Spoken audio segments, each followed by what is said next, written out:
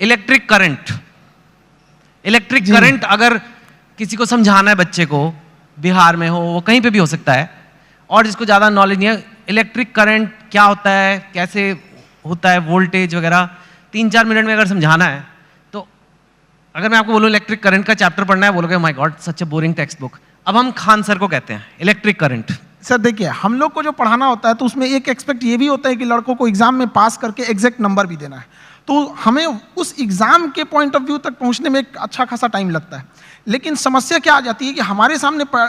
बच्चा जो पढ़ के आ रहा है, जो गांव से आ रहा है, तो कई ऐसे गवर्नमेंट स्कूल या फिर ऐसे जगहों से वो पढ़ के आ रहा है कि जिसका स्टैंडर्ड एकदम मतलब हम एवरेज से भी नीचे समझ जाते हैं। तो सबसे पहले तो चैलेंज हो जाता है उसको ऊपर लेके आना वहाँ तक। तो एक इलेक्ट्रिक करंट जैसे आप बोले वहाँ पे, तो लड़के जब शुरू में आते हैं तो उनको ये नहीं समझ में आता कि एम्पियर क्या चीज़ है, वोल्टेज में अंतर क्या नहीं समझ पाते, तो उनको समझाना काफ़ी चैलेंजिंग हो जाता है। तो वही एक छोटा मोटा कि हम लोग ये समझते कि जब हम लोग पढ़ते थे तो हमारे दोस्त हमें अच्छे से समझा देते थे और वो देहाती भाषा में समझाते थे,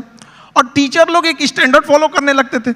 तो हमें ऐसा लगता था कि मेरा दोस्त ही ज़्यादा जानकार है लेकिन ऐसा नहीं है कि टीचर के पास नॉलेज रहता था, बताते नहीं थे। तो हम लोग के पास जब लड़के आते हैं इलेक्ट्रिक करंट के लिए, तो उसको क्या समझाएगा आदमी कि एक इलेक्ट्रॉन एक छोटा सा पार्टिकल होता है, वो कितनी ज़्यादा आ रहा है, कितना ज़्यादा आ रहा है, वो संख्या में दिख रहा है, कितनी भीड़ आ रही है, वो भीड़ उसके लिए एम्पियर हो गई, कितनी भीड़ आ रही है, और किस प्रेशर से भीड़ आ रही है वो उसके लिए वोल्टेज हो गया। अगर 220 वोल्ट है तो उसका प्रेशर अलग, 440 है तो उसका प्रेशर अलग। तो जहां भी हम लोग भीड़ से निकलते हैं तो क्या चीज़ होती है, दो ही चीज़ें होती हैं, भीड़ कितनी है और किस स्पीड से निकल रही है। तो जितनी ज़्यादा में भीड़ है वो उसका एम्पियर हो गया, जिस प्रेशर से निकल रही है वो उसके लिए वोल्टेज हो गया, जितना ज़्यादा होगा वो।